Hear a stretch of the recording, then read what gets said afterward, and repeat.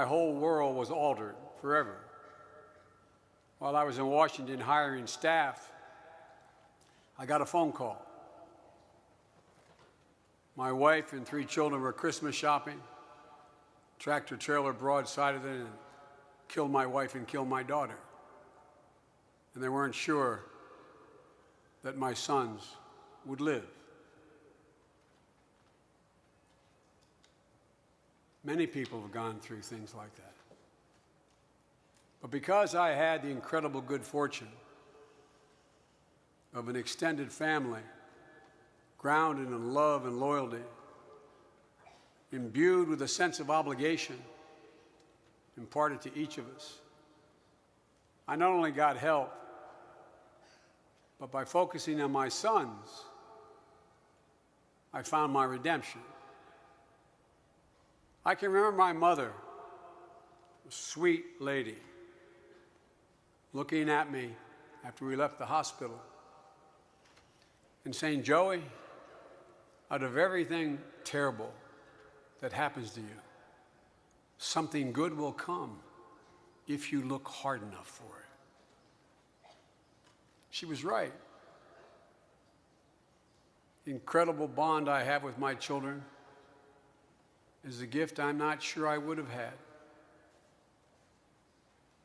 I not been through what I went through.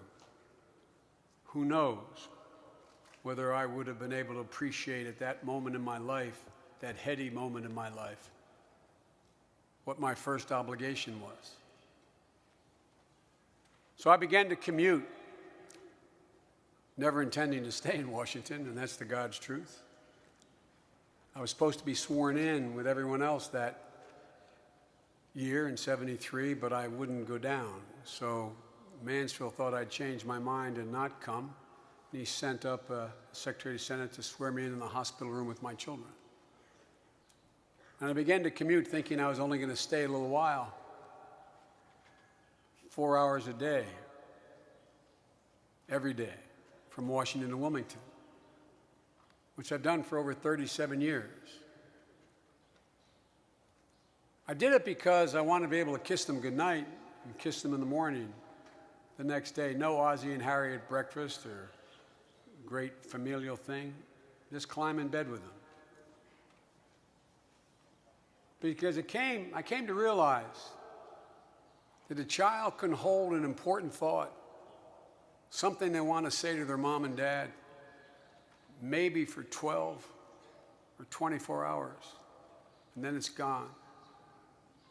And when it's gone, it's gone. And it all adds up. But looking back on it, the truth be told, the real reason I went home every night was that I needed my children more than they needed me. Some at the time wrote and suggested that Biden can't be a serious national figure. If he was, he'd stay in Washington more, attend the more important events. It's obvious he's not serious. He goes home after the last vote. But I realized I didn't miss a thing. Ambition is really important. You need it. And I certainly have never lacked in having ambition. But ambition without perspective can be a killer. I know a lot of you already understand this. Some of you really had to struggle to get here, and some of you had to struggle to stay here. And some of your families made enormous sacrifices for this great privilege. And many of you faced your own crises, some unimaginable. But the truth is, all of you will go through something like this. You'll wrestle with these kinds of choices every day. But I'm here to tell you can find the balance between ambition and happiness, what will make you really feel fulfilled.